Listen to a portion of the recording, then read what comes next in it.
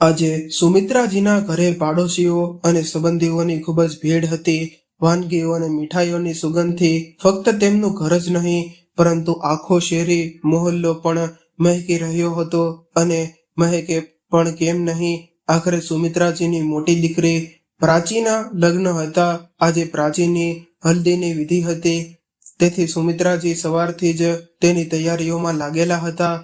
ક્યારેક મહેમાનોના નાસ્તાની વ્યવસ્થા, ક્યારેક હલવાઈઓના સામાનની પૂર્તિ, અને વચ્ચે વચ્ચે મહેમાનો સાથે થોડીવાર હસી બોલી લેવું. આ દોડધામમાં તેમનો આખો દિવસ પસાર થઈ રહ્યો હતો. પ્રાચી અને પ્રિયા તેમની માતાને આ રીતે દોડભાગ કરતા જોઈને ચિંતિત થઈ ગઈ. પ્રિયા બોલી, માં, તમે સવારથી જ ચકરડીની જેમ ફરી રહ્યા છો, થોડીવાર આરામ કરી લ્યો. સુમિત્રાજી હસતા બોલ્યા, અરે બેટા, બસ 2 દિવસની દોડધામ બાકી છે, પછી તો આરામ જ આરામ છે. આટલું કહીને તે ફરીથી કામમાં લાગી ગયા. મમ્મી, જમી તો લો, જો જમશો નહીં તો પછી દવા કેવી રીતે લેશો? પ્રિયાએ થોડી જીદ કરતા કહ્યું, હા બેટા, બસ હમણાં જ આવું છું. પહેલા થોડીવાર એકવાર જોઈ લઉં કે બધા મહેમાનો બરાબર પાણી પી તો રહ્યા છે ને. આ કહીને સુમિત્રાજી ફરીથી ટાળમટોળ કરવા લાગ્યા. આ રીતે સવારથી બપોર અને બપોરથી સાંજ થઈ ગઈ. બંને બહેનોને તેમની માતાને ખૂબ જ ચિંતા થઈ રહી હતી, કારણ કે સુમિત્રાજીને સુગરની ફરિયાદ હતી. આવા સમયે ખાવા પીવામાં જરા પર બેદરકારી કોઈ મોટી મુશ્કેલી ઊભી કરી શકે છે. હજુ બંને બહેનો આ વિચારી જ રહી હતી કે ત્યારે જ તેમની નજર તેમની માતા પર પડી. તેમણે જોયું કે સુમિત્રાજી અચાનક પાસે રાખેલી ખુરશી પર ધડામ કરતા બેસી ગયા. મહેમાનો તેમની હસી મજાકમાં વ્યસ્ત હતા, કોઈનું ધ્યાન તે તરફ ગયું નહીં. પ્રાચી અને પ્રિયા ગભરાઈને દોડતી તેમની માતા પાસે પહોંચી અને તેમને સહારો આપીને રૂમમાં લઈ ગઈ. બંને સમજી ગઈ હતી કે તેમની મમ્મીનું બીપી લો થઈ ગયું છે. પ્રિયા તરત જ લીંબુ પાણી બનાવીને લાવી, જે પિતા સુમિત્રાજીને થોડી રાહત મળી. ત્યાં સુધીમાં પ્રાચી એક થાળીમાં તેમની માતા માટે જમવાનું લાવી અને જબરદસ્તી તેમને ખવડાવવા લાગી. અરે, હું જાતે જ જમી લઈશ બેટા, તમે તો મને સાવ નાની છોકરી સમજી રહ્યા છો, સુમિત્રાજીએ કહ્યું. આ પર પ્રાચી તેમની તરફ પ્રેમથી કોળિયું વધારતા બોલી કે હા, અમને ખબર છે કે તમે છોકરી નહીં, અમારી માં છો, પરંતુ હરકતો તો સાવ નાના બાળકો જેવી કરી રહ્યા છો. જેમ બાળકો જમવાથી બચીને આમ તેમ દોડે છે, તેમ તમે પણ કરી રહ્યા છો. તમે મને આજે બિલકુલ એવી જ લાગી રહ્યા છો, માં. સારું જી, ગઈકાલ સુધી પોતે જ આવી હરકતો કરતી હતી, આજે મને શીખવાડી રહી છે, પ્રાચીએ હસતા કહ્યું. પછી પ્રેમથી બોલી, ચાલો આજે પોતાના હાથે ખવડાવી દો, પછી ખબર નહીં ક્યારે આવી તક મળશે. સુમિત્રાજી આ સાંભળીને ભાવુક થઈ ગયા. તેમની આંખો ભરાઈ ગયા આવી અને મમ્મી પ્લીઝ આવી વાતો ન કરો. પ્રાચીએ પોતાની આંખોમાં આવેલા આંસુ લૂછતા કહ્યું, અરે પાગલ, મારા કહેવાનો એ મતલબ નહોતો કે હું તો એમ જ કહેતી હતી. આખરે તું તો 1 મહિના માટે અમેરિકા ફરવા માટે જઈ રહી છે ને, તો આ 1 મહિનામાં તું મને જમવાનું ખવડાવવા આવવાની નથી. સારું, હવે હું જાઉં છું, ઘણું કામ પડ્યું છે. આવું કહીને જેવી જ સુમિત્રાજી ઉઠવા લાગ્યા, બંને બહેનોએ તેમનો હાથ પકડીને તેમને પાછા બેસાડ્યા. અરે બેટા, હવે હું ઠીક છું, તમે બંને ખોટી જ પરેશાન થઈ રહ્યા છો. હમણાં આરામનો નહીં, કામનો સમય છે. આ કહેતા સુમિત્રાજી ફરીથી ઉઠવા લાગ્યા. કામ, સવારથી જ આ રટ લગાવી રાખી છે. માં, તમે પ્રાચી ખીજાતા બોલી, હમણાંથી તમારો આ હાલ છે તો મારા ગયા પછી તો તમે બિલકુલ જ પોતાનું ધ્યાન નહીં રાખો. જો તમે 1 કલાક આરામ નહીં કરો તો હું પણ લગ્ન નહીં કરું. પ્રાચીના ગુસ્સાભર્યા સ્વરને સાંભળીને સુમિત્રાજી થોડા ચોંકી ગયા. અરે, આ શું બાળકો જેવી જીદ કરી રહી છે? કેમ માં, હું પણ તમારી જ દીકરી છું. જેમ તમે જિદ્દી છો તેમજ હું પણ જિદ્દી છું, પ્રાચીએ જવાબ આપ્યો. પણ બેટા, તું સમજી નથી રહી. સુમિત્રાજીએ તેમને પ્રેમથી સમજાવવાનો પ્રયત્ન કર્યો નહીં. માં, સમજી તો તમે નથી રહી, પ્રાચીએ દ્રઢતાથી કહ્યું. જો આ સમયે તમારી તબિયત બગડી ગઈ તો શું હું લગ્ન કરી શકીશ? તમને ખબર છે માં કે તમે ખૂબ જ હિંમતવાળા છો અને બધું સંભાળી લેશો, પણ બધું સંભાળવા માટે પણ તો શરીરને થોડો આરામ જોઈએ ને. તમે આટલું ટેન્શન કેમ લઈ રહ્યા છો? જ્યારે તમે જીવનના આટલા મોટા મોટા તોફાનોથી નથી ગભરાયા તો આ તો ખુશીનો અવસર છે. બધું થઈ જશે. પરિવારવાળા આપણી સાથે નથી તો શું થયું? ઈશ્વર તો આપણી સાથે છે ને. આ કહેતા પ્રાચીએ પ્રેમથી તેમની માના ખભા પર હાથ મૂક્યો. સુમિત્રાજીએ તેમની આંખોમાં જોયું અને હળવાશથી હસ્યા. હા બેટા, તેમના સહારે જ તો અહીં સુધી પહોંચી છો. તો બસ માં, હવે 2 કલાક આરામ કરો. ત્યાં સુધી અમે બંને બહેનો બધું જોઈ લઈશું, પ્રાચીએ પ્રેમથી કહ્યું. આ કહેતા પ્રાચી અને પ્રિયાએ જબરદસ્તી તેમને પથારી પર સોડાવી દીધા અને બહાર આવી ગયા. સુમિત્રાજીના ઈચ્છતા હોવા છતાં આંખો બંધ કરીને સૂઈ ગયા. પણ દીકરીઓના લગ્નમાં તો સારાની ઊંઘ ઉડી જાય છે. તો એ તો એકલા હતા, શાંતિથી કેવી રીતે સૂઈ શકતા? તેમના કાનોમાં વારંવાર દીકરીઓના આ શબ્દો ગુંજતા રહ્યા. માં, તમે તો ખૂબ જ હિંમતવાળા છો. શું ખરેખર તેઓ હિંમતવાળા હતા? ના, તેઓ તો શરૂઆતથી જ ખૂબ જ નાજુક દિલના હતા. કોઈનો પણ મોટો અવાજ સાંભળીને તેમની આંખોમાં આંસુ આવી જતા હતા. પરંતુ પરિસ્થિતિ અને સમયના આ થપાટોએ તેમને મજબૂત બનાવી દીધા હતા. 2 ભાઈઓની એકની એક બહેન સુમિત્રા ઘરમાં સૌથી મોટી અને તેમના પિતાના દિલનો ટુકડો હતી. તેમના પિતા તેમને ભાઈઓ કરતાં પણ વધારે પ્રેમ કરતા હતા.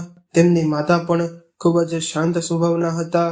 કદાચ સુમિત્રાએ પણ આ શાંત અને સરળ સ્વભાવ તેમની માતા પાસેથી જ મેળવ્યો હતો. પરંતુ આ શાંત અને સરળ સ્વભાવનો જ તો પરિવારનો ફાયદો ઉઠાવ્યો. આજ વિચારતા સુમિત્રાજી તેમના બાળપણની શેરીઓમાં ખોવાઈ ગયા. તેઓ 10મા ધોરણમાં હતા જ્યારે તેમના પિતાએ પહેલીવાર હૃદયરોગનો હુમલો આવ્યો હતો. કોઈને વિશ્વાસ નહોતો હતો કે આટલા જીવંત દિલના માણસ, જેમને હંમેશા તેમના ખાવા પીવાથી લઈને કસરત સુધી દરેક વાતનું ધ્યાન રાખ્યું, તેમને પણ આવો આંચકો લાગી શકે છે. પરંતુ ભગવાનની કૃપાથી યોગ્ય સમયે સારવાર મળવાથી પિતાનો જીવ બચી ગયો. પરંતુ ડોક્ટરે તેમને કોઈ પણ ભારે કામ કરવા અને તણાવ લેવાની મનાઈ કરી હતી. તણાવ તો હવે જીવનમાં આવી ગયો હતો. ઘરના મોભી અને તે પણ આવી બીમારીથી પીડિત, જેને જાણે ક્યારે ફરી પાછા આ પગ દબાવી આવી જાય. અને શું ખબર દર વખતે નસીબ સાથ આપે કે ન આપે. બાળકો પણ હજુ પૂરેપૂરા સ્વાવલંબી નહોતા થયા. તેમની જવાબદારીઓ પણ તો પૂરી નહોતી થઈ. આ જીવન સંગીની એટલા સીધા સાદા હતા કે જો કંઈ થઈ ગયું તો શું થશે? આ બધી ચિંતાઓએ પિતાને અંદરથી કોરી ખાધા હતા. પરંતુ તેઓ બધાની સામે ખુશ રહેવાનો અને બધાને ખુશ રાખવાનો પૂરો પ્રયત્ન કરતા હતા.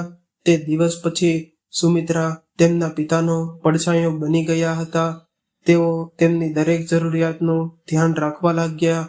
પહેલેથી જ તેઓ એટલા સમજદાર હતા અને હવે પિતાની બીમારીએ તેમને પહેલા કરતાં પણ વધારે જવાબદાર બનાવી દીધા હતા.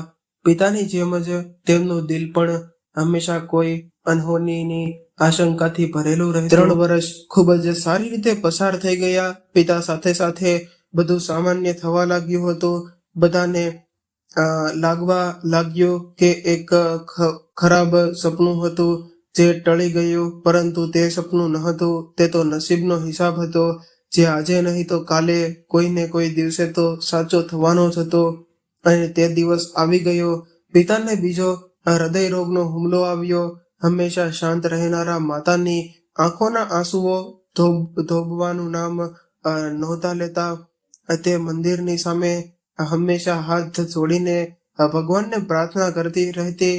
તેને માતાને પ્રાર્થના કહો અથવા તો એમ કહો કે અમારા માથે પિતાનો છાયો બની રહે.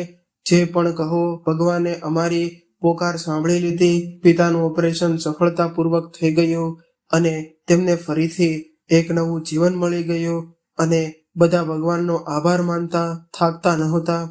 આ ઘરમાં ખુશીનો માહોલ હતો, પરંતુ આ વખતે પિતાના ચહેરા પર ચિંતા સ્પષ્ટ દેખાઈ રહી હતી. કદાચ તેમને લાગવા લાગ્યું હતું કે હવે તેમની પાસે વધારે સમય નથી, તેથી તેઓ ઈચ્છતા હતા કે જતા પહેલા તેમની દીકરીનું કન્યાદાન પોતાના હાથે કરી જાય.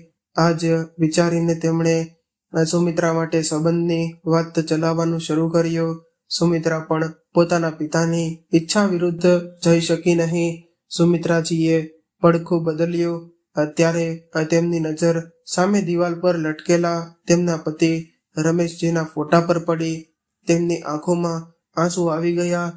ખરેખર તેને પિતાની પારખું નજર રહો કહો અથવા તો તેમનું પોતાનું નસીબ, જે તેમણે રમેશ જેવો જીવનસાથી તેમના માટે પસંદ કર્યો હતો. પોતાના બીમાર પિતાની ઈચ્છાનું માન રાખતા માત્ર 20 વર્ષની ઉંમરે સુમિત્રાના લગ્ન રમેશજી સાથે થઈ ગયા અને તે પોતાના સાસરે આવ્યા. સાસરે રમેશના માતા પિતા એક મોટા ભાઈ ભાભી અને એક બહેન હતા.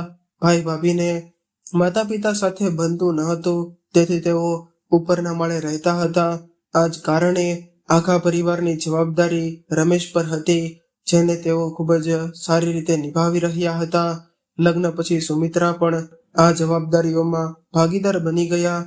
સુમિત્રાના આવતા જ સાસુ અને નણંદે ઘરના બધા કામકાજની જવાબદારી તેમના પર નાખી દીધી, પરંતુ સુમિત્રાએ પણ સહર્ષ આ જવાબદારીઓ સ્વીકારી લીધી અને પૂરી લગનથી નિભાવતા લાગ્યા. અને રમેશની કરિયાણાની દુકાન હતી, જેનાથી સારી એવી આવક થઈ જતી હતી. તેઓ જેટલું પોતાનું પરિવારનું ધ્યાન રાખતા એટલું જ સુમિત્રાનું પણ ધ્યાન રાખતા હતા. પરંતુ આ વાત તેમની માતા અને બહેનને બિલકુલ પસંદ નહોતી. તેઓ દર ત્રીજા દિવસે ઝઘડો કરવા લાગ્યા. અહીં સુમિત્રાના પિતાની તબિયત દિવસ રાત બગડતી જઈ રહી હતી. સુમિત્રાનો એક પગ સાસરે રહેતો અને એક પિયર. પિતાના બીજા હૃદય રોગના હુમલા પછી થોડા દિવસ તો ઠીક રહ્યા, પરંતુ પછી તેમને બીજી પણ અનેક બીમારીઓએ ઘેરી લીધા. માતા અને ચિંતામાં રહેવા લાગ્યા, કારણ કે ભાઈઓ હજુ એટલા સમજદાર નહોતા કે બધું એકલા સંભાળી શકે. રમેશ અને ખરેખર ખૂબ સારા માણસ હતા. એક રીતે તેમણે સુમિત્રાના પિતાની બધી જવાબદારી પોતાની માને સાથે લઈ લીધી હતી. તેઓ જેટલા પોતાના માતા પિતા પ્રત્યે સમર્પિત હતા, તેટલા જ લગ્ન પછી સુમિત્રાના પિતા માટે પણ હતા. તેઓ માત્ર તેમને ડોક્ટર પાસે ચેકઅપ માટે નહોતા લઈ જતા, પરંતુ તેમની સાથે સાથે સુમિત્રાનું પણ પૂરું ધ્યાન રાખતા. સમય વીતતો ગયો અને સુમિત્રાએ એક સુંદર દીકરી પ્રાચીને જન્મ આપ્યો. સુમિત્રા અને રમેશ આનંદથી ફૂલી નહોતા સમાતા. તેમના આનંદમાં આખો પરિવાર સમાઈ રહેતો. સુમિત્રાના માતા પિતા અને આનંદથી ઝૂમી ઉઠ્યા હતા, પરંતુ આ આનંદ અચાનક સુમિત્રાની માતા માટે છેલ્લો આનંદ હતો. પરંતુ આ આનંદ કદાચ સુમિત્રાની માતા માટે છેલ્લો આનંદ હતો, કારણ કે તે દિવસ પછી તેઓ ક્યારેય ખુલીને હસી નહોતા શક્યા. કદાચ પિતા પણ બસ પોતાની દીકરીનું ભરેલું ઘર જોવા માટે જ રોકાયા હતા. જ્યારે તેમને ખાતરી થઈ ગઈ કે તેમની દીકરી સુરક્ષિત અને સુખી છે, ત્યારે તેમણે આ દુનિયાને અલવિદા કહી દીધું. પિતાના જવાના સમાચાર સાંભળીને સુમિત્રા પોતાની શુદ્ધ બુદ્ધિ ખોઈ બેઠી હતી. તેને આ આઘાતમાંથી બહાર આવવામાં ઘણા દિવસો લાગ્યા. જો રમેશજીનો સહારો ન મળ્યો હોત તો કદાચ તે સામાન્ય ન થઈ શકી હોત, પરંતુ માતા તો તે દિવસ પછી એક ચાલતી ફરતી લાશ બની ગયા હતા. તેમના શ્વાસ તો ચાલી રહ્યા હતા, પરંતુ સંવેદનાઓ કદાચ ખતમ થઈ ગઈ હતી. તેઓ બસ એટલે જીવતા હતા, કારણ કે તેમણે પિતાને વચન આપ્યું હતું કે તેમની છોડેલી જવાબદારીઓને પૂરી કરશે.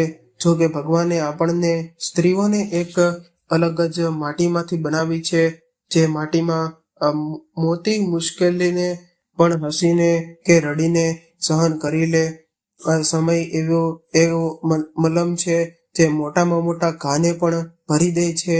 આ જ વિચારીને સુમિત્રાએ પોતાના પિતાથી વિખૂટા પડવાના દર્દને પોતાના દિલમાં દફનાવી દીધું અને પોતાના ઘર સંસારને સંવારવામાં લાગી ગયા, કારણ કે તેમજ બંને ઘરોનું ભલું હતું. પરંતુ આ આઘાતમાંથી જે આજ સુધી પણ બહાર નહોતા આવી શક્યા એ હતા સુમિત્રાના માતા. પોતાના અંતર્મુખી સ્વભાવને કારણે તેઓ પોતાના મનની પીડા કોઈની સાથે વહેંચી નહોતા શકતા અને અંદર જ અંદર ઘૂંટતા જઈ રહ્યા હતા. આ જ કારણે તેઓ બીમાર રહેવા લાગ્યા. પોતાની માતાની આ હાલત સુમિત્રાથી જોઈ નહોતી શકાતી.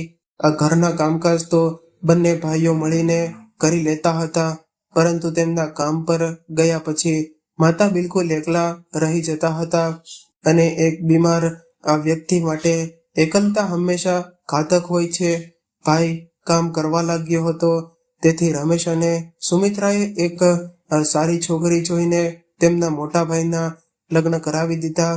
આ ઘરમાં બહુ આવવાથી સુમિત્રાની માતાનું દુઃખ થોડું ઓછું થઈ ગયું અને હવે તેઓ પોતાના પિયર તરફથી થોડા નિશ્ચિત થઈ ગયા હતા. સમય વીત્યો તો સુમિત્રાએ પ્રિયાના રૂપમાં બીજી દીકરીને જન્મ આપ્યો. આ વખતે રમેશ સિવાય કોઈએ ખુશી વ્યક્ત કરી નહીં. બધાના ચહેરા લટકી ગયા હતા. સાસુ વારંવાર બસ એક જ વાત કહેતા, એક દીકરી દીકરો થઈ જાય તો મારા રમેશનો. વૃદ્ધાવસ્થા સુધી જાત રમેશે ઘરનો માહોલ અને બધાના ઉતરેલા ચહેરા જોઈને અનુમાન લગાવી લીધું હતું કે તેઓ દીકરીઓને સ્વીકારી નથી શકતા. તેથી તેણે કડક શબ્દોમાં પોતાની માતા અને બહેનને કહી દીધું કે મારી બંને દીકરીઓ જ મારા દીકરા છે અને હું નથી ઈચ્છતો કે તેમના વિશે કોઈ કંઈ પણ કહે. રમેશનું કડક વલણ જોઈને માતા પુત્રીએ ચૂપકીદી સાધી લીધી. ધીમે ધીમે સમય વીત્યો તો સુમિત્રાના સાસુએ પણ બંને પુત્રીઓને દિલથી સ્વીકારી લીધી. આ રમેશના પ્રભાવને કારણે થયું કે કોઈ અન્ય કારણથી તે તો સ્પષ્ટ નહોતું, પરંતુ સુમિત્રાને ખાતરી હતી કે તેમની દીકરીઓને દાદા દાદીનો પ્રેમ મળી રહ્યો હતો. સમય પોતાની ગતિથી આગળ વધી રહ્યો હતો. હવે સુમિત્રાના લગ્નની 10મી વર્ષગાંઠ આવવાની હતી. રમેશે આ વખતે ખૂબ જ ધામધૂમથી પોતાની લગ્નની વર્ષગાંઠ ઉજવવાનો નિર્ણય કર્યો અને તેમની તૈયારીઓમાં તેઓ મહિનો પહેલેથી જ લાગી ગયા હતા. સુમિત્રા પણ આ દિવસે યાદગાર બનાવવા ઈચ્છતી હતી, પરંતુ નસીબને કંઈક બીજું જ મંજૂર હતું. વર્ષગાંઠના 2 દિવસ પહેલા જ રમેશ કોઈ કામ માટે પોતાની બાઇક પર ક્યાંક જઈ રહ્યો હતો. રસ્તામાં એક ઝડપી ટ્રક સાથે અથડામણ થઈ ગઈ. માથા પર ગંભીર ઈજા થવાને કારણે તેમને બચાવી શક્યા નહીં. સુમિત્રાનું તો જાણે વિશ્વ જ ઉજ્જવળ થઈ ગયું હતું. તેમણે વિશ્વાસ નહોતો થઈ રહ્યો કે રમેશ તેમને આમ અધવચ્ચે છોડીને ચાલ્યા ગયા. એક ક્ષણમાં જ તેમની દુનિયા ઉજ્જડ બની ગઈ. વર્ષગાંઠની ખુશીઓ માતૃશોકમાં બદલાઈ ગઈ. તે એક અકસ્માતે તેમના જીવનમાંથી બધા રંગ છીનવી લીધા. રમેશને ગુજરી ગયા 6 મહિના થયા હતા, પરંતુ સુમિત્રા દુઃખમાંથી બહાર નીકળી નહોતી શકતી. તેમને ના પોતાના શરીરનું ભાન હતું અને ના પોતાની દીકરીઓનું. તેઓ બસ મશીનની જેમ આખો દિવસ ઘરનું કામ કરતી અને પછી રૂમમાં એકલા બેસીને દિવસ રાત રડતી રહેતી. એક રાત્રે જ્યારે તેઓ જમવાનું બનાવીને પોતાના રૂમમાં બેસીને પોતાના દુઃખમાં આંસુ વહેડાવી રહી હતી, ત્યારે પ્રિયાના રડવાના અવાજે તેમને જાણે ઊંઘમાંથી જગાડી દીધી. તેમણે જોયું કે પ્રિયા રડતી રહી અને પ્રાચી તેને ચૂપ કરવાનો પ્રયાસ કરી રહી હતી. શું વાત છે પ્રાચી, પ્રિયા કેમ રડી રહી છે? સુમિત્રાએ ચિંતાતુર થઈને પૂછ્યું. મમ્મી, તેને ભૂખ લાગી છે, પ્રાચીએ માસુમિયતથી જવાબ આપ્યો. તો બેટા, આ જઈને દાદી પાસેથી જમવાનું લઈ લો, સુમિત્રાએ કહ્યું. પ્રાચીએ ઉદાસ વરમાં કહ્યું કે મમ્મી, દાદી કહે છે કે જમવાનું પતી ગયું છે. અરે, આમ કેમ જમવાનું પતી ગયું હોય? હમણાં તો હું બનાવીને આવી હતી, સુમિત્રાએ આશ્ચર્યચકિત થઈને કહ્યું. પછી બોલી કે સારું, ધોવો, હું લઈ આવું છું. તે ઝડપથી રસોડા તરફ દોડી, પરંતુ તેનું દ્રશ્ય જોઈને ચોંકી ગઈ. તેમના જેઠ છત પર નહોતા, પરંતુ સાસુ સાથે બેસીને હસતા જમી રહ્યા હતા. આ જોઈને સુમિત્રાને પોતાની આંખો પર વિશ્વાસ નહોતો થયો. તે ઝડપથી રસોડામાં ગઈ, પરંતુ આ શું? જમવાના બધા વાસણો ખાલી હતા. માજી બાળકોએ હજુ સુધી જમવાનું નથી ખાધું. સુમિત્રાએ ગભરાઈને કહ્યું. આ પર સાસુએ ગુસ્સામાં જવાબ આપ્યો, તો એમાં અમારી શું ભૂલ છે? તારી છોકરીઓ છે, સમયસર કેમ નથી ખવડાવતી? સુમિત્રા તેમની વાત સાંભળીને હેરાન રહી ગઈ. તેણે ધીમેથી કહ્યું, પરંતુ માજી, હું પણ તો ઘરનું કામ કરું છું. આ પર સાસુએ તીક્ષ્ણ સ્વરમાં કહ્યું કે કામ કરે છે તો ખાય પણ છે ને? 3 લોકોનો બોજો શું અમે મફતમાં ઉઠાવશું? સુમિત્રા તેમની વાત સાંભળીને દંગ રહી ગઈ. આજ સુધી તેમના પતિની સામે કોઈએ તેમની સાથે આ રીતે વાત નહોતી કરી. તે તો શરૂઆતથી જ પોતાના મોટેથી બોલવાથી ડરી જતી હતી. રમેશજીનો પ્રેમ જ હતો જેણે તેમના ડરથી બહાર કાઢ્યા હતા, પરંતુ હવે જ્યારે તેઓ નથી રહ્યા તો તે જૂનો ડર ફરીથી હાવી થવા લાગ્યો. તે કંઈ બોલી નહીં અને ચૂપચાપ સવારમાં જતી રહી. તેને વાસણો ઉપાડ્યા અને લોટ બાંધવા લાગી. ત્યારે જ તેમની જેઠાણી ચીસ પાડવા લાગી અને મેણા મારતા બોલી કે સારું, તો ફરીથી જમવાનું બનાવવા બેસી ગઈ છે. પરંતુ સાંભળી લે, આજ પછી જો આમ વિચાર્યું પણ તો સારું નહીં થાય. એક કમાનાર માણસ અને આટલા બધા ખાનાર મારો તો પતિ કોઈનું બળદ નથી, ખૂબ મહેનતથી કમાય છે. જેઠાણીની વાત સાંભળીને સુમિત્રાની આંખો ભરાઈ આવી. તેણે સાસુ તરફ જોયું, પરંતુ તેઓ પણ મોટી વહુના હાલમાં હા ભરી બોલ્યા. મારી તરફ શું જોઈ રહી છે? મોટી વહુ સાચું કહી રહી છે. હવે અમે વૃદ્ધાવસ્થામાં ક્યાં કમાવા જઈશું? આ બંને જ અમારી જવાબદારી લીધી છે. અને હા, તારે જો આ ઘરમાં રહેવું હોય તો ચૂપચાપ બધું કામ કરતી રહે, નહીં તો દરવાજો ખુલ્લો છે, જ્યાં જવું હોય ત્યાં જતી રહે. સુમિત્રાને વિશ્વાસ નહોતો થઈ રહ્યો કે આટલા વર્ષોથી સાસુ અને મોટી વહુને ક્યારેય બનતું નહોતું, અને આજે પોતાના સ્વાર્થ માટે બંને કેવી રીતે એક થઈ ગયા હતા. તેણે 2 રોટલી શેકી અને પોતાની દીકરીને ખવડાવવા લાગી ગયા. આ 6 મહિનામાં તેણે ક્યારેય પોતાના બાળકો પર ધ્યાન નહોતું આપ્યું. બંનેના ફૂલ જેવા ચહેરા કેવા કરમાઈ ગયા હતા. આજે જ્યારે તેની સામે જ તેમણે રોટલી આપવાની ના પાડી દીધી, તો વિચારીને જ તેનું હૃદય મોહમાં આવવા લાગ્યું કે ખબર નહીં આ લોકો પાછળથી શું કરશે. તે પોતાના દુઃખમાં એટલી આંધળી થઈ ગઈ હતી કે પોતાના બાળકોનું દુઃખ પણ ક્યારેય અનુભવી નહોતી શકી. બસ દિવસ રાત એ જ વિચારતી રહેતી કે જાય તો જાય ક્યાં?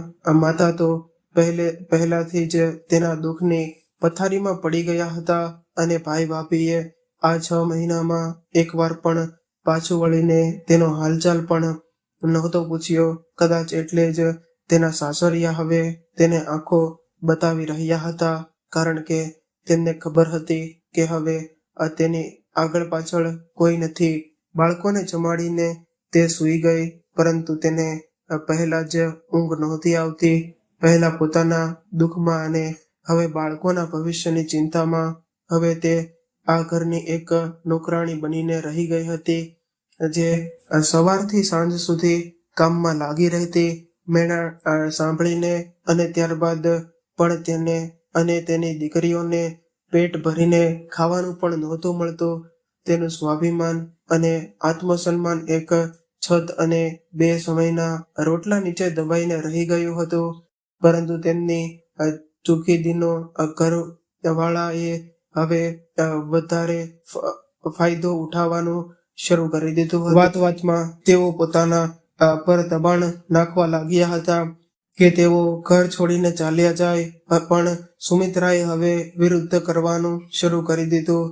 આસબાસોડ વાળા અને તેઓ પણ પક્ષ લેતા, અને આ જોઈને તેમના સાસરિયાનું લોહી ઉકળી નીકળતું.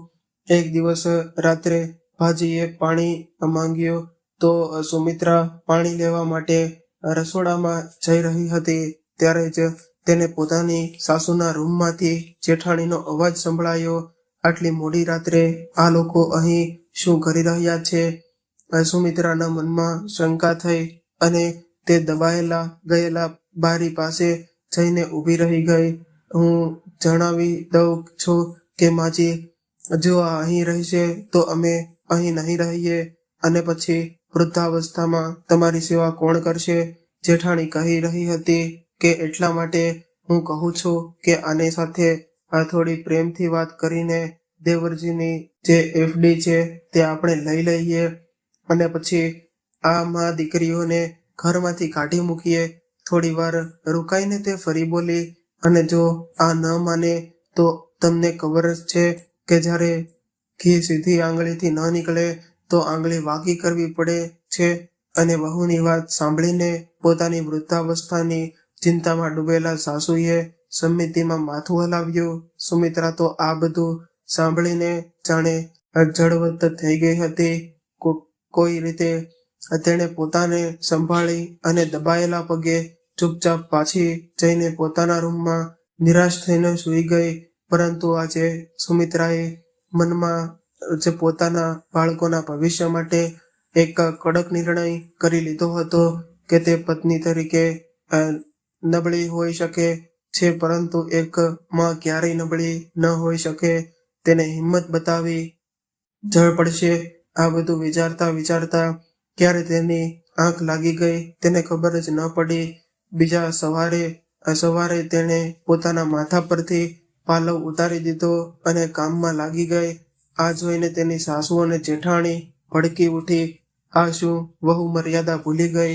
શું? સાસુએ ગુસ્સાથી પૂછ્યું. નહીં માજી, હું મારા સંસ્કાર નથી ભૂલી, પરંતુ કદાચ તમે લોકો ભૂલી ગયા છો કે માથા પર પાલવ વડીલોના સન્માન માટે લેવામાં આવે છે. જ્યારે વડીલો જ હદ વટાવી જાય તો શું કરી શકાય? શાંત પરંતુ દ્રઢ સ્વરમાં જવાબ આપ્યો.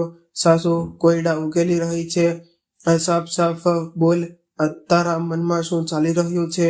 જેઠાણીજી રહી છે ને બોલી. મારું મન તો બિલકુલ સાફ છે માજી, પરંતુ તમારા મનમાં જ બાપ ભરેલું છે ત્યારે જ તો તમારા બધાના ચહેરાના રંગ ઉડી રહ્યા છે. સુમિત્રાએ આકરો જવાબ આપ્યો. બધી જ બિલકુલ લાજ શરમ વેચી ખાધી છે. શું તે જે બધાની સામે આવી જીભ ચલાવી રહી છે? સાસુએ ચીસ પાડી અને ગુસ્સામાં તેને જોરથી એક તમાચો મારી દીધો.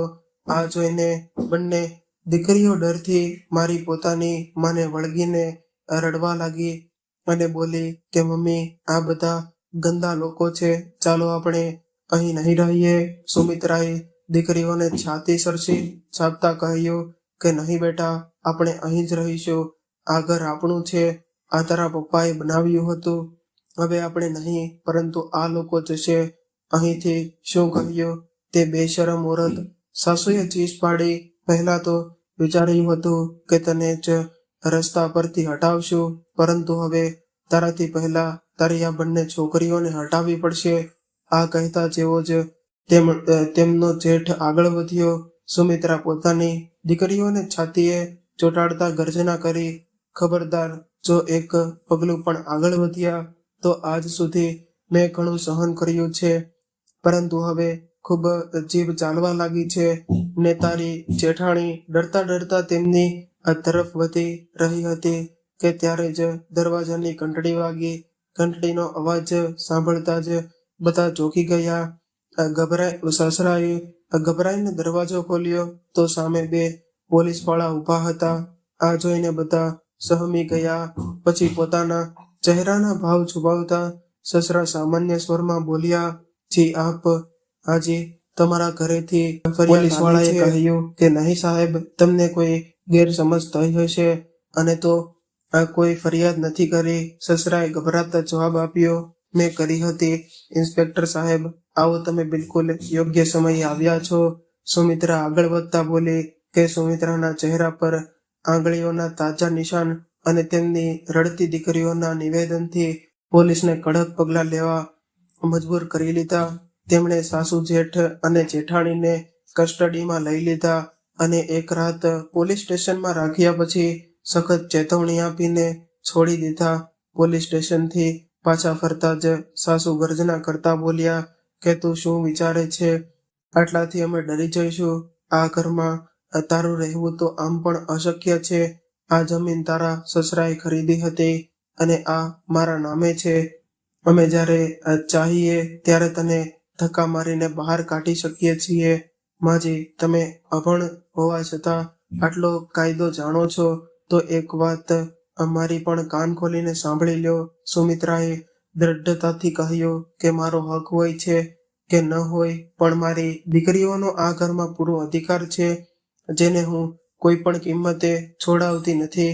અને હા, આજ પછી જો તમે મારા પર કે મારી દીકરીઓ પર એક આંગળી પણ ઉચકી તો પરિણામ ખૂબ જ ખરાબ આવશે. મેં પોલીસ સ્ટેશનમાં લેખિતમાં આપી દીધું છે કે જો અમે મારી દીકરીઓમાંથી કોઈને પણ કંઈ પણ થયું તો તેના જવાબદાર તમે બધા હશો. સુમિત્રાની આ વાત સાંભળીને બધાની બોલતી બંધ થઈ ગઈ. તે દિવસ પછી કોઈએ પણ તેની સાથે દુર્વ્યવહાર કરવાની હિંમત ન કરી. સુમિત્રાએ સીમણ ભરતકામ કરીને પોતાની દીકરીઓને ભણાવી અને તેમને આત્મનિર્ભર બનાવી અને મોટી દીકરી એન્જિનિયર બની ગઈ અને નાની દીકરી હજુ પોતાના અભ્યાસ કરી રહી હતી. વર્ષોની મહેનતથી તેમણે પોતાની બચતના પૈસાથી એક નાનું ઘર પણ ખરીદી લીધું અને સાસરિયાથી હંમેશ માટે અલગ થઈ ગઈ. અચાનક એલાર્મમાં અવાજથી સુમિત્રા વર્તમાનમાં આવી ગઈ અને સમય જોયો તો ઝડપથી ઉઠીને બહાર આવી. તેણે જોયું કે બંને દીકરીઓ સફળતાપૂર્વક પોતપોતાના કામમાં લાગી હતી. આ જોઈને સુમિત્રાએ રાહતનો શ્વાસ લીધો. આટલા વર્ષોમાં પહેલીવાર તેમના ચહેરા પર સાચી ખુશી ઝળકી રહી હતી. પોતાની માતાના ચહેરા પર સંતોષ અને સ્મિત જોઈને દીકરીઓ ભાવુક થઈ ગઈ અને તેમને ગળે લગાડી લીધી. ત્રણેયની આંખોમાં ખુશીના આંસુ હતા અને હોય પણ કેમ નહીં, આખરે આજે સુમિત્રાની તપસ્યા પૂરી થઈ ચૂકી હતી. તો મિત્રો, તમને આ વાર્તા કેવી લાગી કોમેન્ટ કરીને જરૂર જણાવજો. જો તમને આ વાર્તા સારી લાગી હોય તો કૃપા કરીને વિડીયોને લાઈક કરો, શેર કરો